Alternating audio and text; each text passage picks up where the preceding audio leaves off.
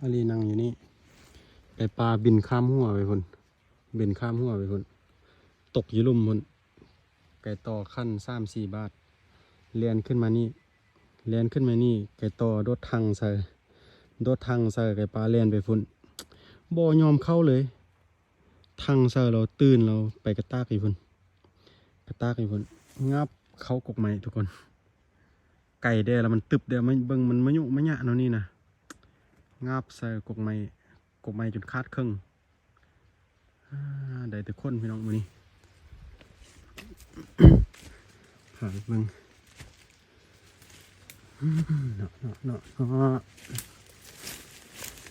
คือจะมาหายแถวตบปีกขั้นละธรรมดาก็ได้เป็นตรงโดดสมันหรอก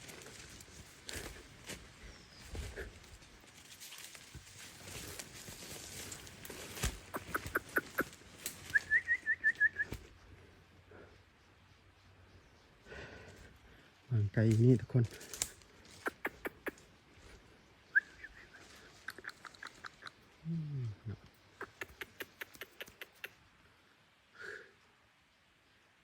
ไก่นี่ถ้ามันเลี้ยนมาทางนี้ก็จะมีสิทธิ์เดี๋ยวเพราะว่าทางนี้มันกกไม้ใหญ่ทุกคนเบิ่งกกไม้เต็มเลยแล้วมันเสือกมาทางที่มันตึบที่มาแล้วไก่ปลาเนี่ยมันซอกแต่บอลได้เปรียบมันมาทางตึบ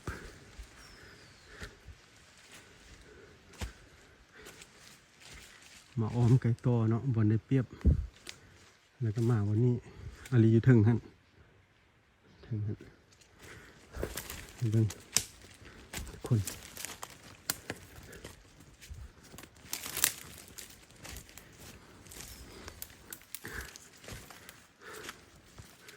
อันนี้ไก่เติบประมาณ10 ปลายเมตรทุกคนอันนี้นั่งอยู่กกกันถึงพุ่น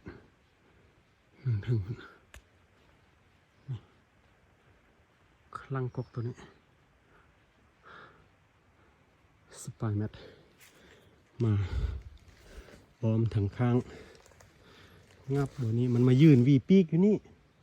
นี่บนนี้ทุกคนแล้วมันซื้อกกตัวนั้นอาลีเบิ้งคือว่ากกน้อยหนึ่งนะใส่แล้วมาเบิ้งสันป้าโถกกบางอย่างคาดเครื่องเลยทึกแต่ไกลน้อยเดียวเท่านี้บ่ทึกเลยเท่านี้ที่เอาโมใส่กกไม้ให้หมดได้แต่คนคือเก่าป้าตัวนี้ต่อซ่องเทืออาลียิงเทือหนึ่งแล้วแตกแต่แก็บพี่น้องแตกแต่แก็บเราวันนี้มาละดูบ่แม่นละดูอาลีโตหันเดือนเก้ามานี่เดือน11เนาะเดือนเก้า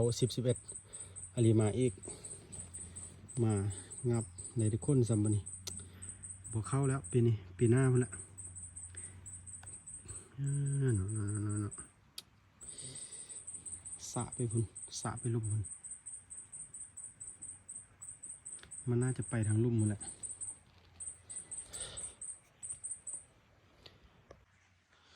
โกโปรน่าจะเห็นอยู่ทุกคนน่าจะเห็นขัดโบโมใส่กรงไม้ตัวนี้ที่ถือว่าเรียบร้อยเลยเรียบร้อยไก่ตัวนี้เนาะได้ก็เรียบร้อยไก่กับหญ้าเนาะไก่กับหญ้าเรียบร้อยเลยเพราะว่ามันโมใส่หั่นแล้วมันเข้าเป็นหูเดียวกันเลยกรงไม้ประมาณซ้ำนี้ทุกคน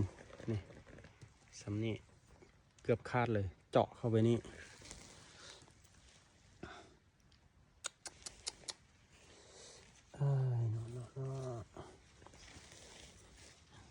คนพี่น้อง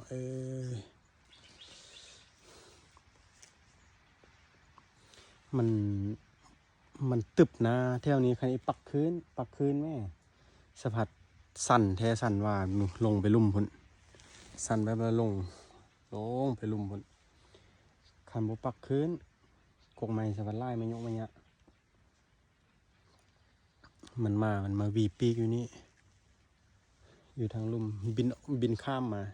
าตกลุ่มเลียนขึ้นมาบ่ได้ยินเสียงเลยมันมาบ่ได้ยินเสียงระบบขั้นอีก